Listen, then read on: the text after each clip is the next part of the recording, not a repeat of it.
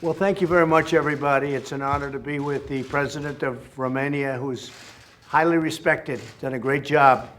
And I hear there's a little political season going on in Romania, but I would imagine you're going to do very well because you're very talented, you love the people, and we've had a great relationship with Romania. The United States and Romania have gotten along better than ever before. Thank you very much. Thank you so much, Mr. President. Great pleasure to be here. Like to say something? Yeah, I would just underline that it's great to be back here with you, Mr. President, and now we have the opportunity to talk about our very good strategic partnership, and under your strong leadership, we progressed and we will continue doing so. This is very important for us, and I think we are on the right path, and I thank you for that. We appreciate the trade, and we're going to have a big meeting in a little while after this. We're going to have a private meeting, then we're going to have a meeting in the cabinet room with a lot of your officials.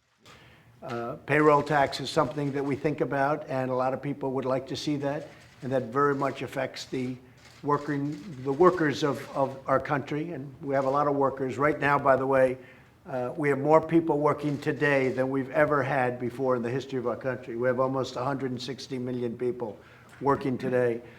I think the word recession is a word that's inappropriate because it's just a word that the certain people, I'm going to be kind, certain people in the media are trying to build up because they'd love to see a recession. We're very far from a recession. In fact, if the Fed would do its job, I think would have a tremendous spurt of growth. A tremendous spurt. The Fed is psychologically very important. Less so actually, but very psychologically important. And if the Fed would do its job, which it's really done very poorly over the last year and a half, you would see a burst of growth like you've never seen before. And that would be lowering interest rates and maybe putting some, if you look at what China is doing, if you look at what Germany is doing, if you look at what so many countries are doing, putting some money in, because we want to compete with these other countries. So I think that we actually are set for a tremendous surge of growth if the Fed would do its job. That's a big if, frankly. But the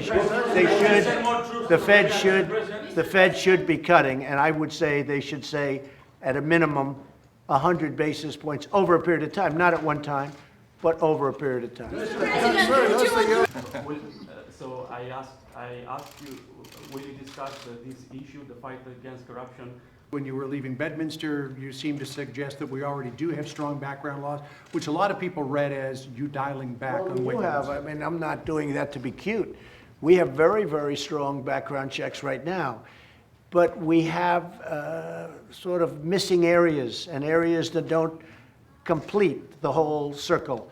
And we're looking at different things, and I have to tell you that it is a mental problem, and I've said it 100 times, it's not the gun that pulls the trigger, it's the person that pulls the trigger. These are sick people, and it is also that kind of a problem.